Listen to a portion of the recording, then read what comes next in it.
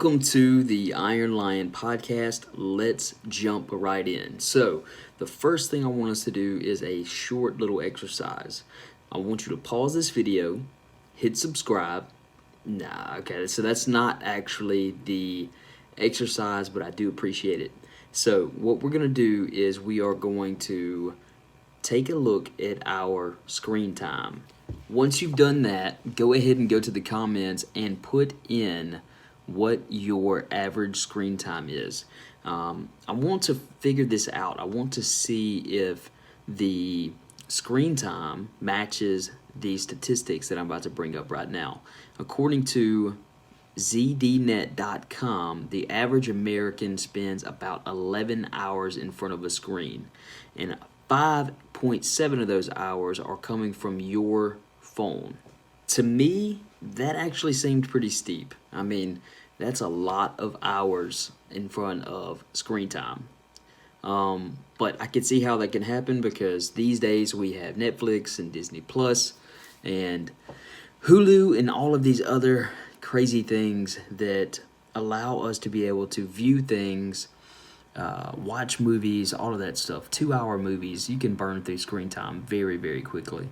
But with that being said, the reason I'm bringing this up is I think we have a flawed understanding, a flawed mindset towards time management and overall concept of time. So, say for example, you are binge watching something on Netflix, maybe something about tigers, who knows? Or maybe you're shopping or on the phone with a friend. For whatever reason, it feels like that time that we spend doing that, something we enjoy, was not wasted and it just flies by. But maybe you looked at yourself in the mirror for the first time in a long time. I have been here recently and realized that the quarantine has jacked you up. And so you decided, I'm going to start waking up early. I'm going to start doing things about this. I'm going to start making some progress, all of this stuff.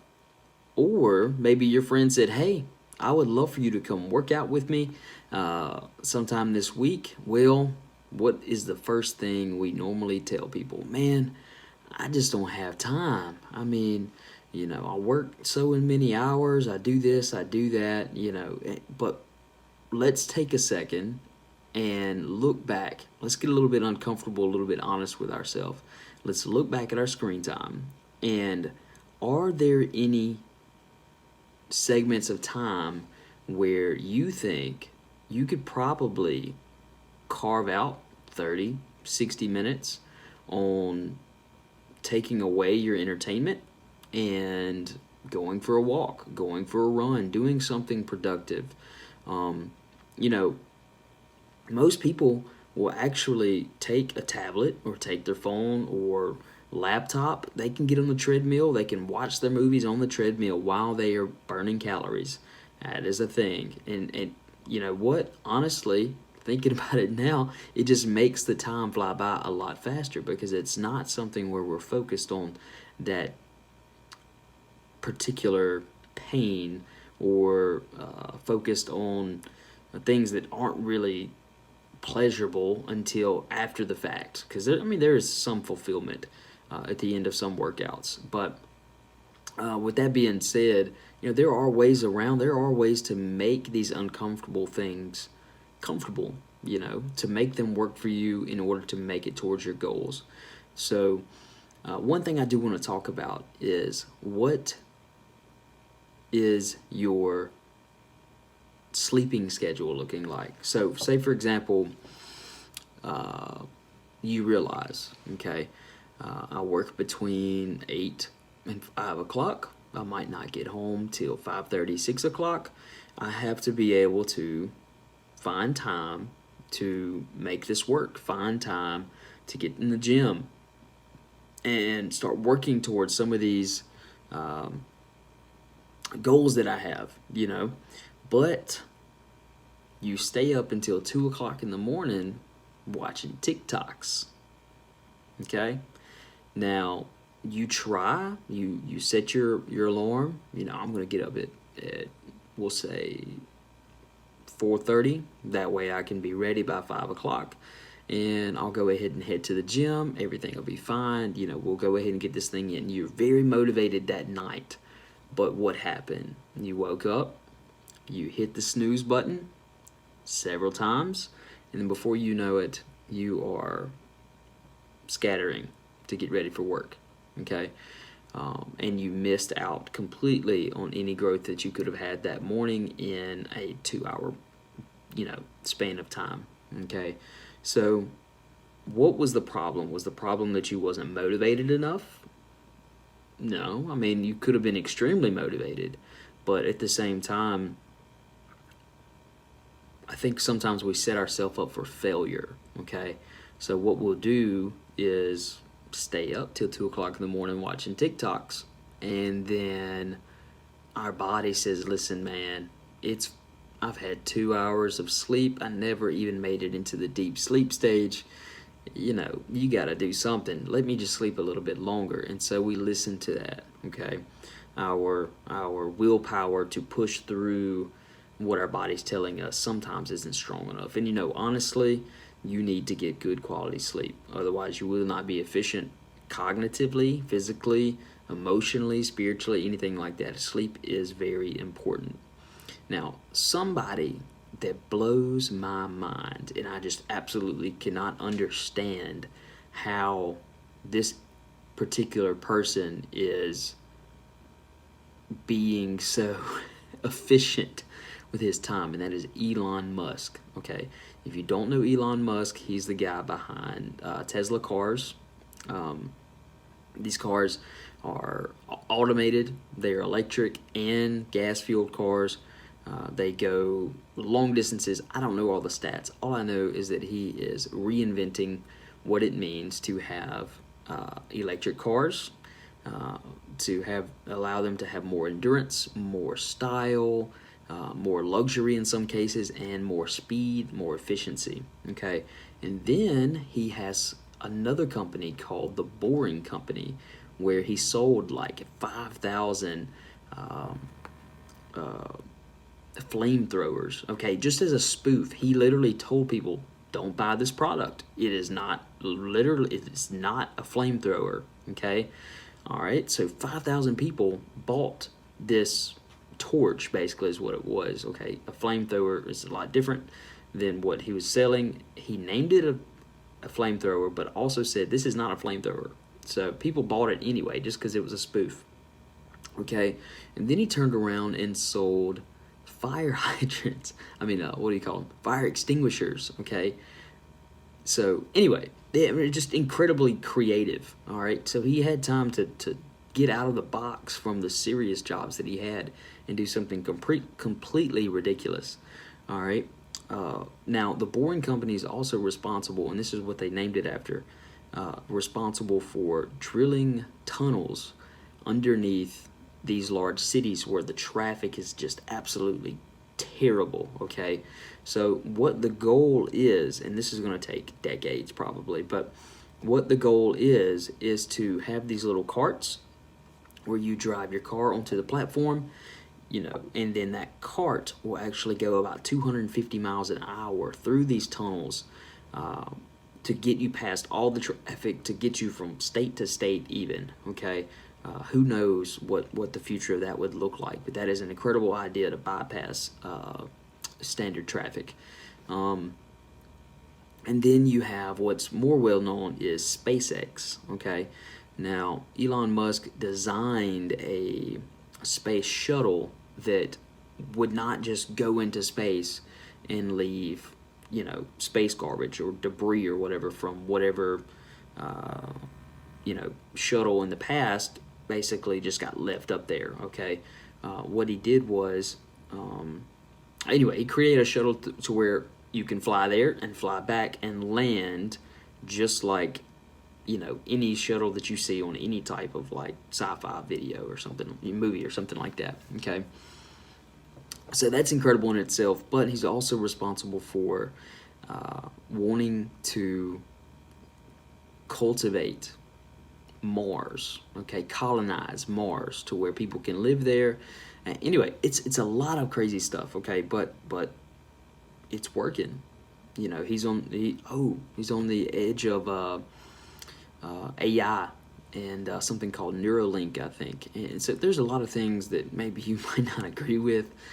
Some things I'm kind of spooked about, but at the same time, what I'm blown away by is that this man is stretched in so many directions. Okay, he is. He's required to be efficient in every single one of these businesses. His time is valuable just like your time is valuable, and you have the same amount of time that Elon Musk has in a day. Okay, now he, like I said, I can't understand how he does it. I just can't understand it, like how you run all of these major companies and be efficient with every single one. Okay, so my point being here is that sometimes it doesn't even matter how much sleep you get, it is the quality of your sleep. Okay, it is the quality of the time that you have invested, because ultimately you are either investing or wasting time. So take some time and look and find out where your time is being invested. If it is in something that's not going to be fruitful, it's not going to be progressive or growing, if it's not going to teach you something, if it's not going to propel you forward into a positive direction, then maybe it's not necessary, you know. And you can be creative. You can have fun. You can do all of these things, you know, and still be efficient. You can still be fruitful. Okay, it is important that we do things that we'd like to do, and to do our hobbies and our passions and pursue those and all of those things. Those are extremely important because, you know, ultimately that helps us emotionally and mentally and all of these other things. That is still beneficial. So it's not necessarily wasted time to take care of yourself, okay? But at the same time, don't fall into the trap of media, okay? Now, I'm going to hope that if you have any increase in, you know, podcast screen time, that it would be on our podcast. So with that being said, I hope that you would like and comment and subscribe and all of that stuff. But here are some tips to be able to wake up early and spend your time more appropriately. I know I probably rambled on for a little bit too long. I may have lost you by now. But tip number 1, make sure that you prepare the night before.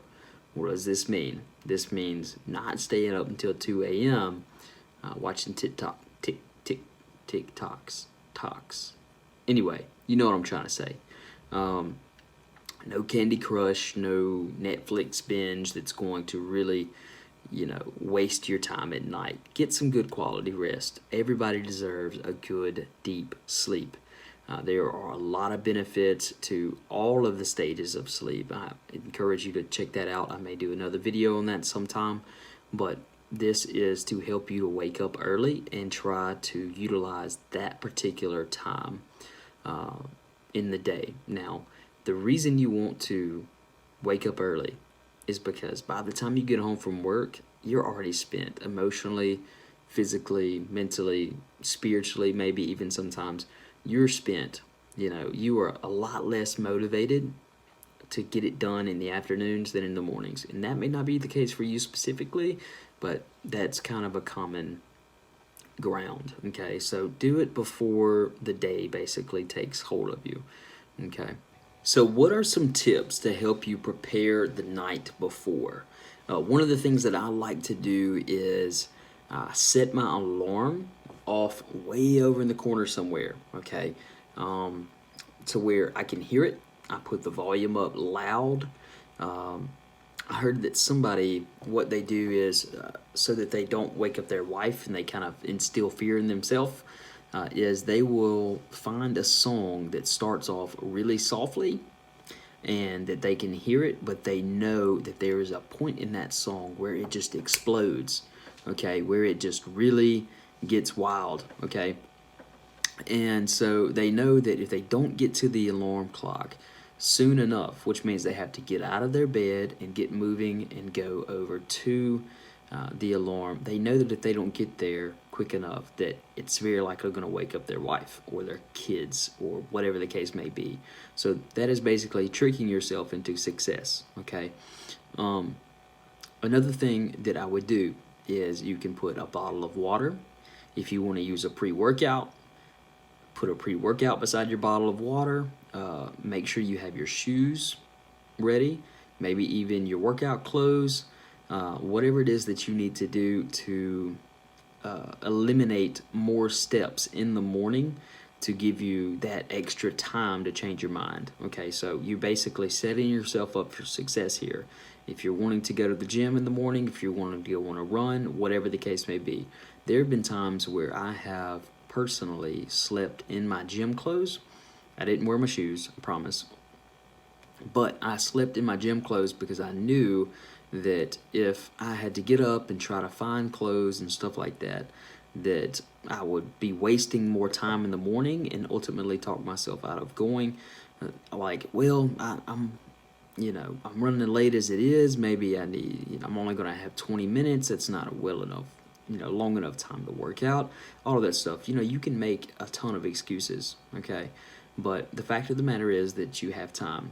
Now, there are a couple products that I believe, I don't use them myself, okay? And I don't even know what the names of them are, but you can look them up. There's a rug, I think, that is an alarm also. So you can set that beside your bed, and the rug alarm will not go off until you put both feet on the rug, and it sees that you're standing up and out of the bed, okay?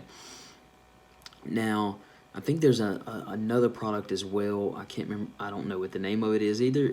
I guess it's kind of like a really annoying Roomba because it'll run away from you. So it's like an alarm clock that runs away. So you have to get up out of the bed and chase it to get it to turn off. And so it gets you moving, gets your blood moving. I'm pretty sure it probably makes you angry first thing in the morning. So I don't know how much I would recommend that. You don't really want your cortisol levels up that high.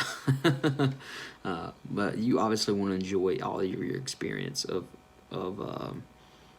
being disciplined in these ways. But with that being said, we're going to move on to tip number 2. Tip number 2 is be consistent with your sleep schedule.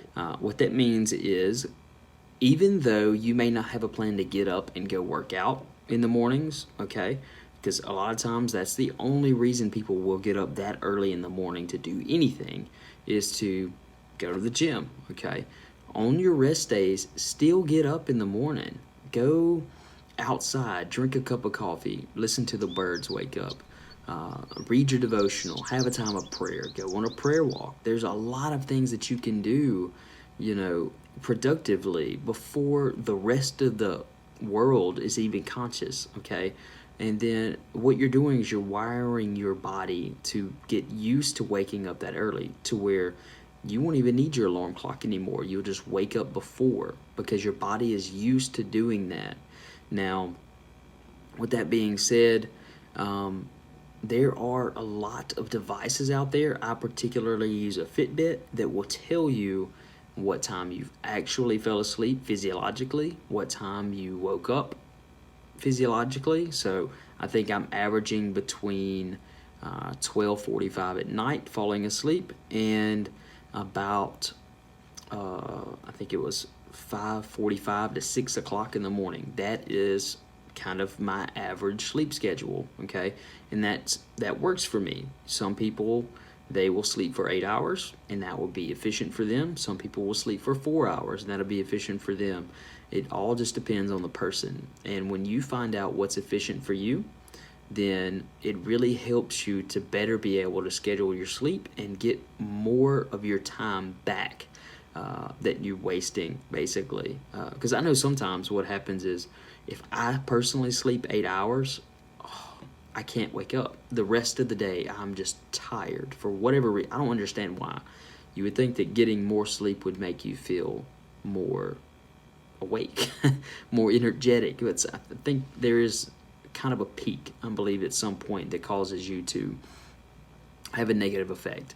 But yeah, so make sure that you figure out what your sleep schedule is. My Fitbit actually helps me understand also how many times I wake up throughout the night, what stage of sleep I'm in. Was I in deep sleep, REM sleep, all of these other things. All of those, like I said earlier, have a healthy, positive benefit, okay? And they all have their own role to play. So by knowing what sleep stages you're in, you are able to better schedule how long maybe you need to sleep. For me, I've noticed sometimes when I, say for example, I eat something high in carbs one night, okay, I will probably not get a whole lot of deep sleep for whatever reason. It will not, my body will just not stay in a deep sleep for very long. And then so the next day I don't feel as rested, okay? But anyway, with that being said, let's move on to tip number 3. Tip number 3 is make sure that you are eating a energy-focused diet, okay? What I mean by that is you have 3 different macronutrients, 3 different things that your body can pull energy from after breaking it down. Number 1 is carbs, okay? Carbohydrates. Carbs are basically sugar, either in the complex or simple form, and normally whenever they are broken down, they are used for a quick energy, okay? And so if you'll notice, after eating a lot of carbs, say for example on Thanksgiving or something like that, you'll notice that you'll crash, and that is because your body is no longer in need of any more sugar, okay? It cannot possibly process the amount of sugar that you have eaten, and it has to shut down. So basically, in order for your body to break down the amount of food that you have consumed, it has to refocus all of the energy from basically allowing you to do things that maybe you wanted to be athletic about, maybe you wanted to play football with your cousins, whatever the case may be. But you're just so tired after eating. It's because your body is trying to relocate all of that energy to digest all of the food that you have eaten, okay? A lot of times you get a sugar crash, okay? I'm sure most of us can relate to that and know what that it looks like. Number 2 is protein. Protein is not necessarily a great form of energy, but it is very, very important for the building of our muscles and cells and all of these other things. And I would say that the most important would be fat. All of our cells are actually made out of fat. So let's think about this from a calorie standpoint, okay? A calorie is basically a measurement of how much energy you can get per gram of a macronutrient, like protein, fat, or carbs. All right, so protein has about 4 calories per 1 gram of protein. Sugar has 4 calories per 1 gram of sugar. And fat has 9 calories per 1 gram of fat. What that means is in 1 gram of fat, you get over twice the amount of energy from fat than you would from sugar or protein, okay? That being said, you need less fat in order to attain basically the amount of energy that you need. I am personally a big proponent of a balanced diet, but I'm also a huge fan of the ketogenic carbohydrate diet, including adding intermittent fasting, okay? If you want to know an energy that you have never known before, go on a keto or carnivore diet, and or just try an intermittent fasting style diet. And what you're doing basically is you are teaching your body to use fat as a source of energy the way it was designed to do, okay? When we store fat, our body's saying, we don't need this amount of energy right now, or this kind of energy right now. Let's store it so that if we ever get into a place to where we need all of this extra energy, then we'll have it, okay? But as you know, when we store too much body fat for no reason, and we know that we're not going to ever need it from a survival standpoint, then it can be unhealthy and it can cause a lot of damage to our body. So by teaching your body through the ketogenic or carnivore type diet how to tap into that fat, how to tap into that energy source is a very, very great thing. Now, keto and carnivore is a lifestyle for a lot of people, but you don't have to make it a lifestyle. You can go 3 months on that particular type of diet, but do your research. Make sure this is a diet that is well for you. If you have any questions, you can always ask us at Iron Lion Health, and maybe we can coach you through it, walk you through it, whatever the case may be. But anyway, with that being said, make sure that you are eating foods that are healthy and bringing you energy, rather than just something that is appetizing and tasteful. I like to think about it this way. You can build your body out of fried chicken, or you can build your body out of steak, okay? Your body's already basically made up of steak. So let's try to give it what we want it to become. Does that make sense? You are what you eat, in other words. So let's move on to tip number 4. Last but not least, you want to work out. I'm telling you, you do. You probably want to work out. Like, I think probably working out be probably what you want to do. Just my opinion. I feel like that's a fact. But I definitely recommend working out.